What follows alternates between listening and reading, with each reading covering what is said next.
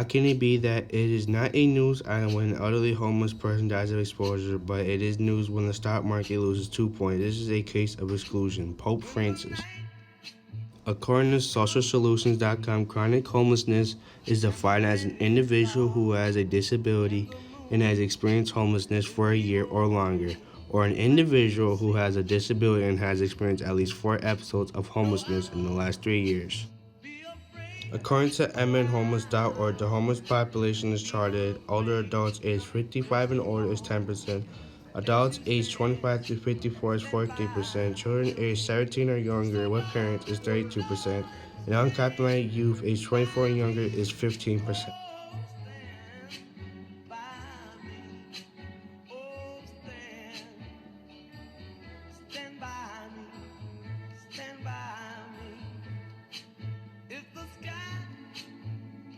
Treatment and preventative care can be difficult to access for people who are experiencing homelessness. This is often because they lack insurance or have difficulty engaging healthcare providers in the community.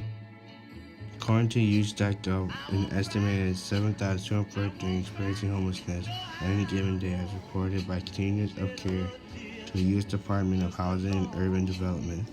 979 were family households, 301 were veterans, and 700 were unaccompanied young adults. According to the Center on Human Rights Education, Article 11 of the International Convention on Economic, Social, and Cultural Rights states the state's parties to the present covenant recognize the right of everyone to an adequate standard of living for himself and his family, including adequate food, clothing, and housing, and to the continuous improvement of living conditions. Do you want to state your name for the class? Hi, my name is Molly Dolan, and I'm a public health nurse, and I work with populations who are homeless. First question is, how many shelters does Minneapolis have? Minneapolis itself, I don't know the exact count. I would estimate around 9 or 10 shelters. Second question is, how many homeless people live in Minnesota? So I don't know the numbers for 2018. There's a Wilder study that counts how many homeless people there are in Minnesota on any given time. And in 2015, the number was 40,000 in a year and around 15,000 on any given night. And I do know that I haven't seen the numbers from 2018, the most recent study, but I do know the numbers have gone up significantly since then. Next question is, what is available for low-income housing? Low-income housing? Yeah. So there's almost nothing available for low-income housing. What is considered low income is based on the median income for any given area. And so for like Hennepin County or for Minneapolis, the low income is based on the lowest numbers of what people make and the highest numbers. And so it falls somewhere in the middle. And what that means is that what's considered low income housing might be $900 to $1,200 for like a 1-bedroom. So for a family, or even for an individual, if they receive Social Security disability benefits, or if they have a minimum wage job, that's pretty much going to be out of their reach. So there's almost no really genuinely low income housing in the metro area. On the sidewalks, like in other cities such as Chicago?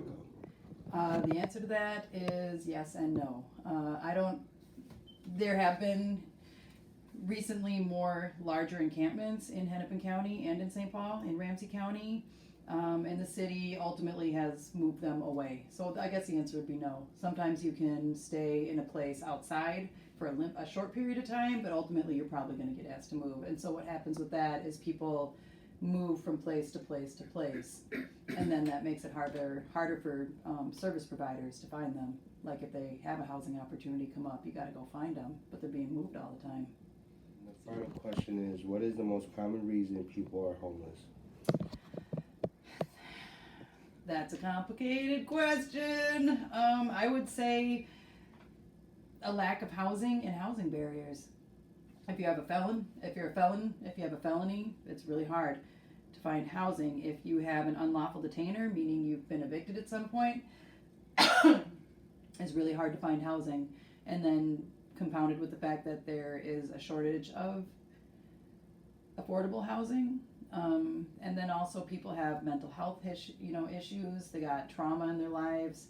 Makes it hard for them to hold down stable housing, or so like mental health, chemical health issues, things like that. I think it's a really complicated question. I don't have a complete answer for it. That's okay.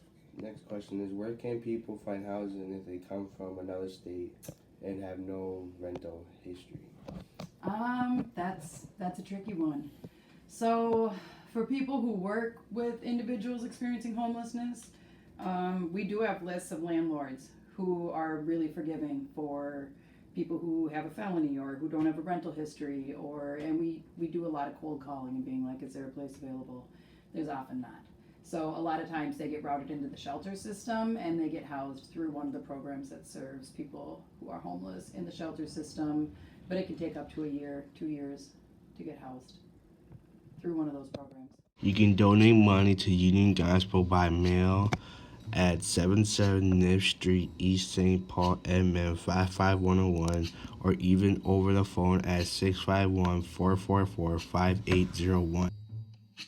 Or donate new or gently used men's, women's, and children's clothing for all seasons, new or gently used outwear such as coats, hats, gloves, and scarves, or even new or gently used men, women's, and children's shoes.